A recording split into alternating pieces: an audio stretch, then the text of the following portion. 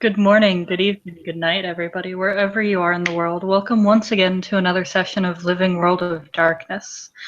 This is a scene for the Mage venue. The way this scene opens up is not with a sight, but a sound. A sound coming from the cell phone of our favorite orphan, Naomi Cross. After several attempts to dial the same phone number, She does the not. same sound. He doesn't? No. Oh. That Let's do payphone. sounds fine. Sorry. Payphone then. The number is typed in multiple times of her reliable dealer, her not so reliable dealer. Each and every time for the past 3 or 4 attempts, it's gone to voicemail until finally, we're sorry. The number you are attempting to contact has a voicemail box that is full. Try calling again later. And Naomi, frustrated that she cannot get hold of the individual who's supposed to be at the end of the phone, snarls and slams the payphone a few times into the wall of the booth. Before slumping down and thinking for a bit. She has money. She has money. And she has no heroin. Point of money was to get heroin. And why is the dealer not picking up? It's almost like drug dealers are fairly irresponsible and unreliable people. How does Naomi usually take her heroin? She injects it. She has a spoon and a syringe in her bag. As you sit there slumped, the biting winds of Manhattan sort of going through what little street clothes you have, you feel the distinct itching on the marks on your arms or your leg or wherever you may choose to inject. It's almost as if they know that you're almost out of heroin and that you can't get any. They know, and they're very angry.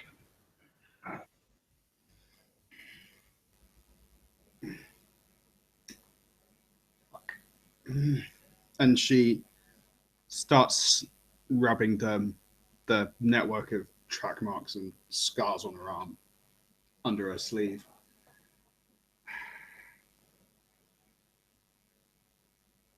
And tries to collect her thoughts and think of where else she can go. Got to be other people who sell heroin. Got money. All she needs is dealer. Scratch, scratch. Think, scratch.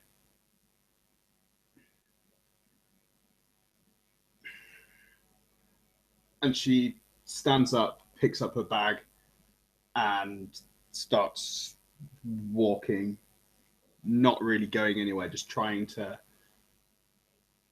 concentrate on finding something, anyone. And can I make an intelligent streetwise roll? Yes, you can. And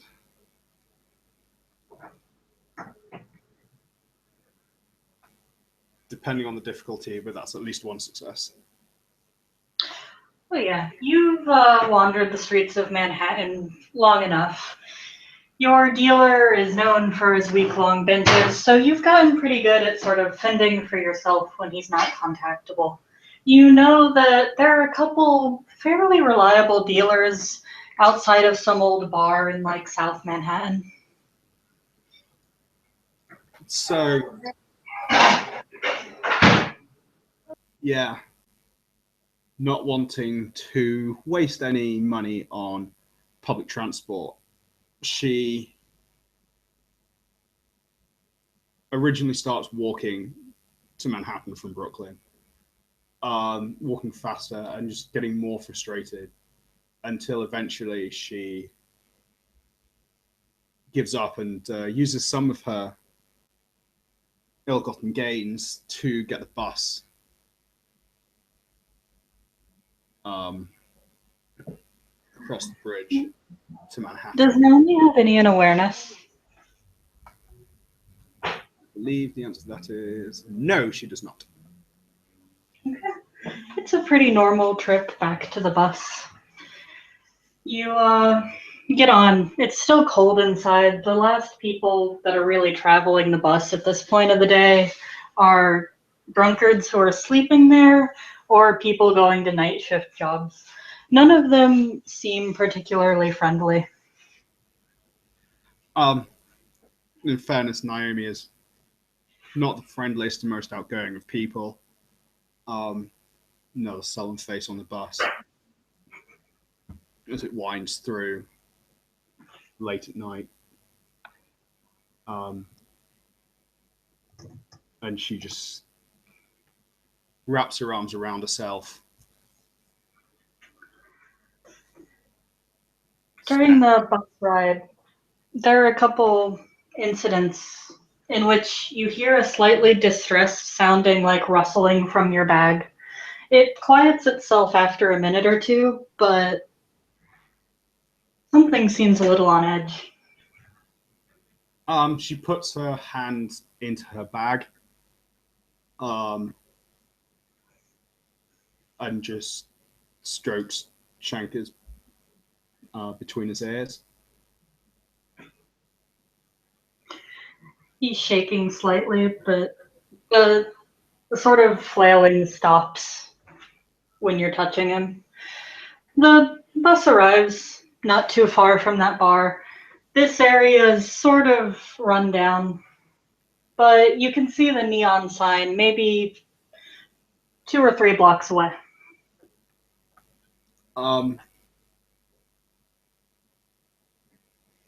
Naomi, ultimately concerned with her own high right now, just strokes Shankers, gets off the bus, and just starts walking towards the nightclub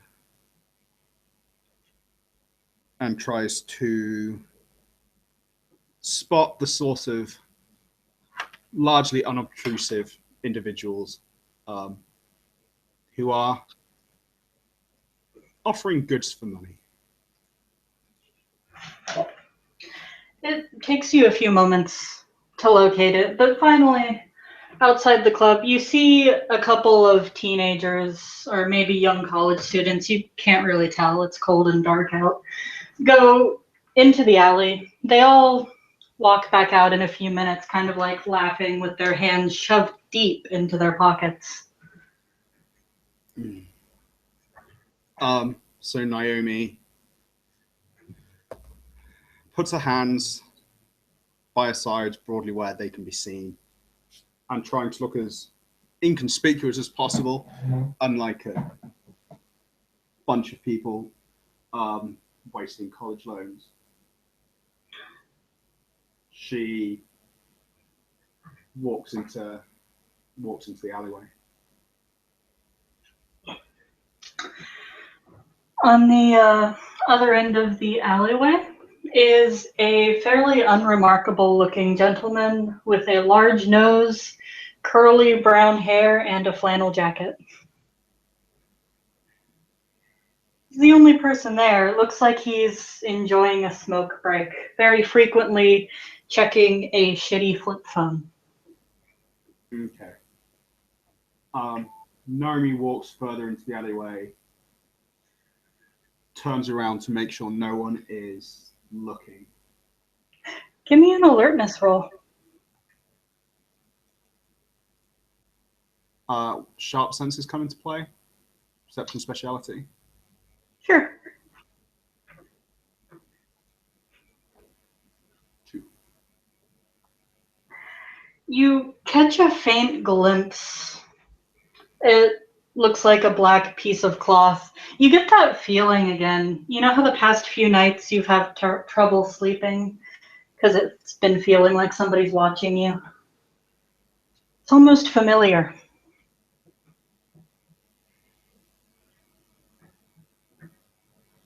Her eyes will flick back and forth and be like, better not be that fucking creep again. And she'll try and activate Crime Sight. To see if she can see anything. All right, roll it.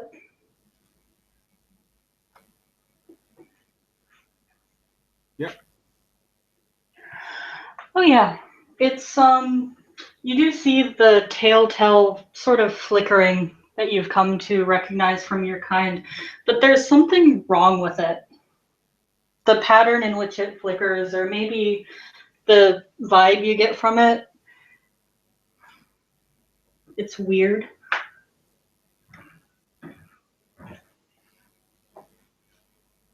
When she turns around and looks back at the dealer, or the person she assumes is the dealer, is he magical in any way?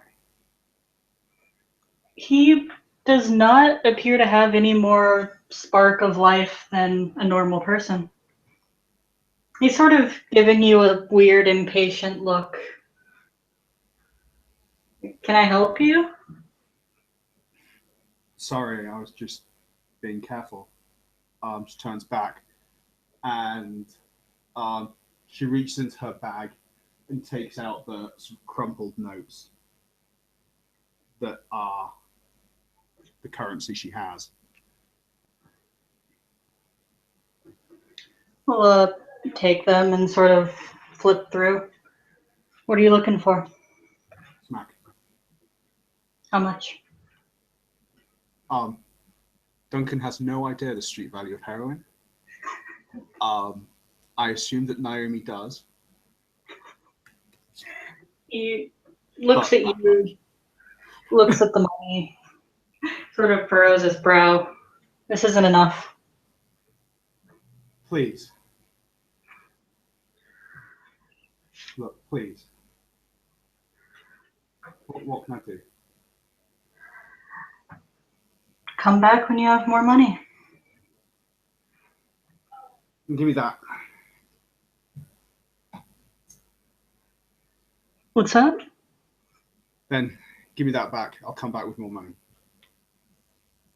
We'll sort of like drop the money at your feet, go back to smoking his cigarette.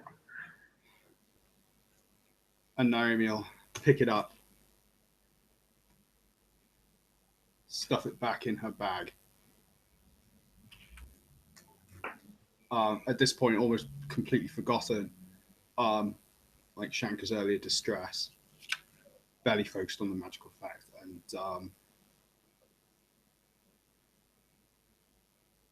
turn around, and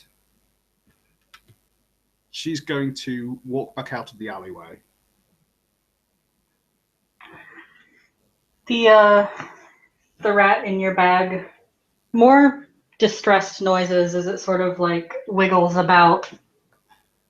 Your connection to your familiar is strong enough that you sort of get he's trying to urge you to go home, but you barely have like one hit left. Not now. Not now, soon. And she probably looks crazy because she'll just say that out loud in the middle of the street.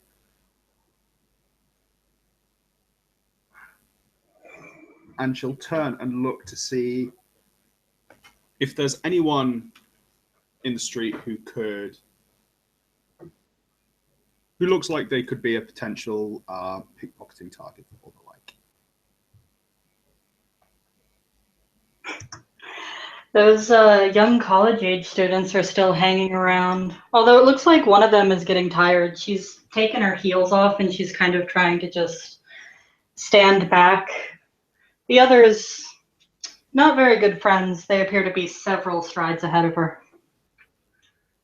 Okay. So Naomi is going to try and look as inconspicuous as possible, and trying to do a few times is going to try and fish a purse or something out of the girl's bag. Okay, make me that larceny check. And it's diff 4, isn't it? Because it's a secondary skill. Yes, I believe so.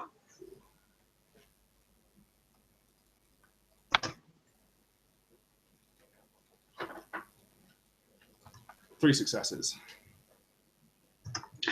You see, there's a brief second where it looks like she's about to turn her head, but she just kind of buries it in her arm and sneezes. You manage to make away with, like, a wallet.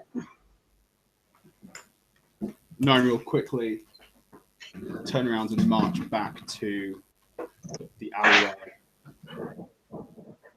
before she will take everything out.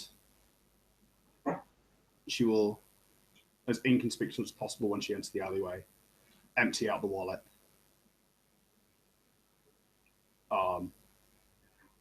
Just of the actual money. She won't take any sort of card or anything like that. And she'll just drop it on the ground. And then with her newly increased funds, she'll gather up all her notes and head back to the dealer. Were you dumping this out in front of him or in a different alleyway? In a different alleyway. Okay. The dealer looks unimpressed as you return, kind of rolls his eyes a bit. And Naomi will flick through, he'll take out the money, flick, see? I got money, now you show me. Sort of a look over his face comes, a sort of amusement. You sucked this out of someone's dick or something? How do you care how I get my fucking money? Yeah, you're right. I don't. He will reach into his pocket, sort of give you an appraising glance, tosses a baggie at your feet, and get out of here. And she shoves the money into his hand, grabs the bag and turns and walks away. And she's like, don't worry, we're going now. So you're walking away from this alley. Yeah. The area is especially deserted. Very, very quiet for a city at night, even a little dim. There's more noises of distress from your friend. And there's sort of a feeling of the hair on the back of your neck standing up. We're going home. Look, she'll duck into the nearest sort of out of the way place where there'll be no one looking at a crazy girl talking to a rat, and reach into her bag and take out Shankers. Like, what? Like, seriously, we're going back. Calm down. The rat, like, wiggles more and more. The only thing you're getting in your head is, like, go home, go home, go home. And it wiggles free of your grasp and starts scampering back towards the bus stop. Fine. And yeah, she'll go. Naomi will head back to the bus. She'll probably chase Shankers and kind of try and grab and pick him up and put him in a bag again. You see Shankers turn the corner heading back towards that bus stop, and then you hear a loud sort of, well, a rat-like shriek. If you've ever stepped on a small animal's tail, that's what you're hearing. And Naomi will also shriek and run around the corner as well. Just in a mad. Give me a perception alertness.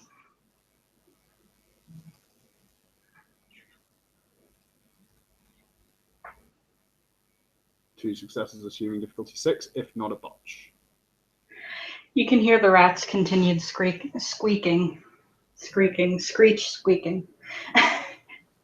As you pursue it, you turn, and behind one of the phone booths, you see somebody in a black hoodie holding the rat by its tail. And Naomi reaches into her bag and grabs hold of her knife. A trusty shank. Did you ever deactivate your prime sight? No, I didn't. You can still see the movement of this sort of energy. You know, as your rat is no perfectly normal rat, he has a little bit extra within him. And you see that slowly sort of getting pulled out of him. Fuck, put him down. The person in the hoodie looks right at you. It's just a rat. Just put him down. Unceremoniously drops the rat. You hear a crack as it hits the ground. But it's alive. Naomi crouches down, one hand in bag, one hand on black hoodie guy, and puts her hand out for Shankers if he can walk. He's able to limp over to you. It looks like one of his feet is out of commission. Naomi will like stretch out her hand, so like the thin bit of skin between her thumb and forefinger is sort of stretched out to its maximum extent, and let Shankers bite it and feed him a point of queen. You feel the pain sort of shoot up your hand as his teeth sink into your skin. The guy in the hoodie is looking at you, and from behind his back, out comes a knife. And Naomi takes out hers as well. You're that fucking girl. What fucking girl? 1,000 Player, yeah. You're the girl it won't shut up about. Who the hell are you? Who the hell am I? Who the fuck are you? You apparently know who the fuck I am. What's so fucking special about you? Not fucking special. What the fuck? It sure as hell doesn't agree.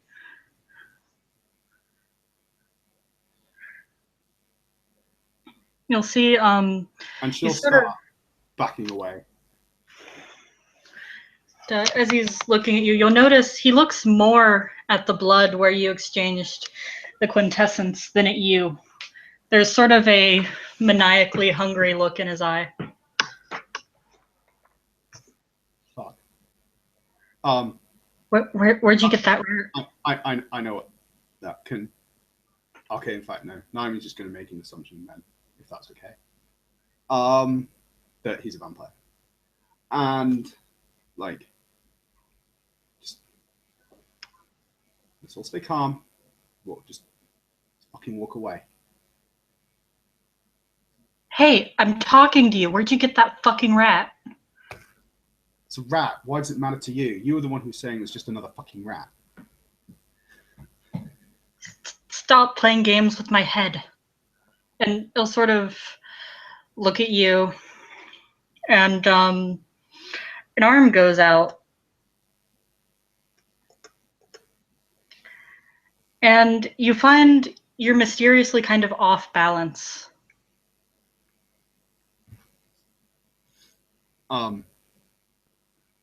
Do you want me to make a roll to keep standing up, or is she just going to fall over? Or Sure, make an athletics check. cool.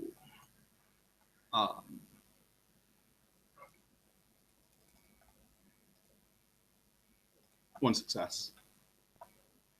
Okay.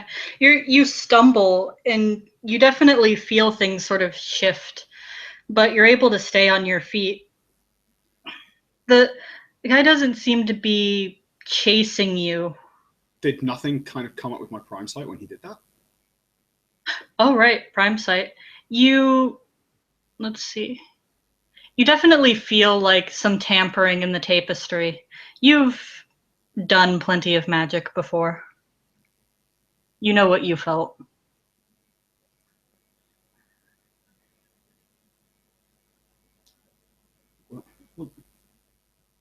Look. Okay. Calm down. My rat. Let's just walk away. No one fucking do anything, okay? I know what that was. Sort of raises a hand. Fine, lady. I've seen where you live.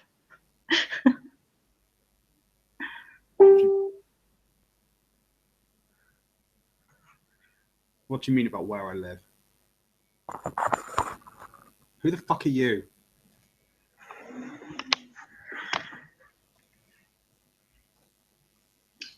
Sort of tightens the hoodie around his face, although you can see a slight grin with slightly crooked teeth.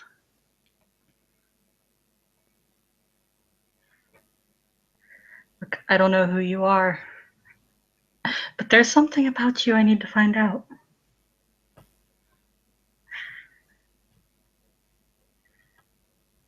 Some What's that place you're staying in?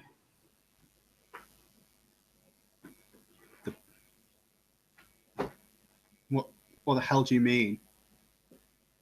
It's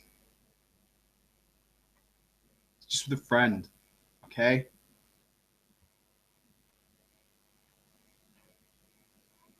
Some fucking goodwill, get people off the streets thing, okay? I'll just make manipulations of usual, although I assume he knows to the contrary.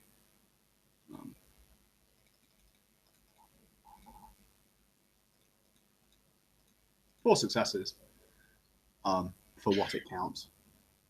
You see like a look just goes over his face as if something between frustration and confusion. He sort of reaches his hands up and sort of grabs his temples.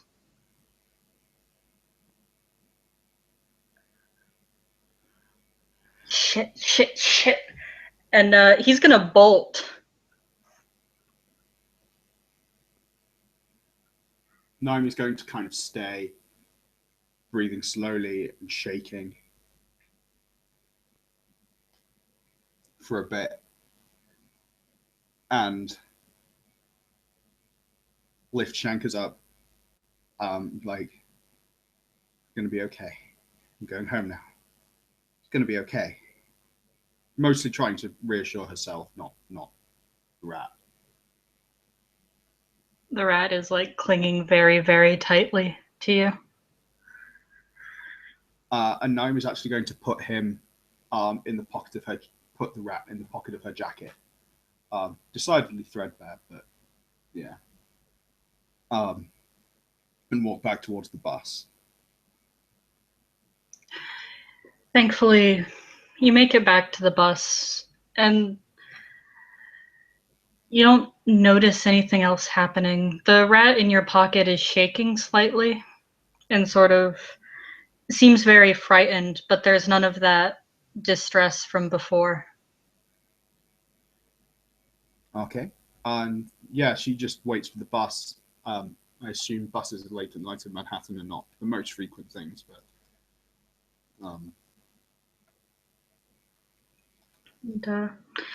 And the bus will arrive after she waits in the cold for maybe 15, 20 minutes as the bus does not arrive on schedule. But eventually she gets on and it will take her back to her original destination. okay. And she'll get off and walk back to the pantry. Okay. And if left undisturbed, will go back to her room, take the bag out of her bag, take out her spoon. She lays it all out relatively methodically on a bedside table of the dorm that she sleeps in. And the lighter, puts the heroin in the spoon, melts it with the lighter, pulls it up with the syringe, and lying on the bed on her side. And she puts Shankers on the bed as well. And injects it into her arm before drifting into a heroin-fueled trance. Laying on her side in this Catholic girls' boarding school. The rat weakly just lays on the bed, looks at Nomi with like a mixture of fear and disappointment. And before we end our scene, any last thoughts? Rat is safe. Like, she looked after the rat. She escaped from that weird guy. Mages are creepy, creepy people. But mostly the sweet, sweet, blissful relief as she drifts into a different place where it doesn't really matter anymore. And the numbing of that inner pain, I believe that is where we can end our scene. Thank you, player, for playing. Thank you, watchers, for watching. Stay safe out there.